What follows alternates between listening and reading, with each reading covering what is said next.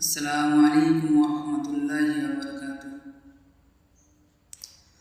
সুন্নাত নয় শুধু দাওয়াতের মেহমান, সুন্নাত নয় শুধু খাওয়ার শেষে মধুপান, আরো সুন্নাত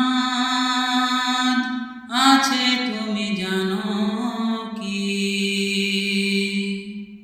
জানলেও জীবনে কখনো তা মানো কি?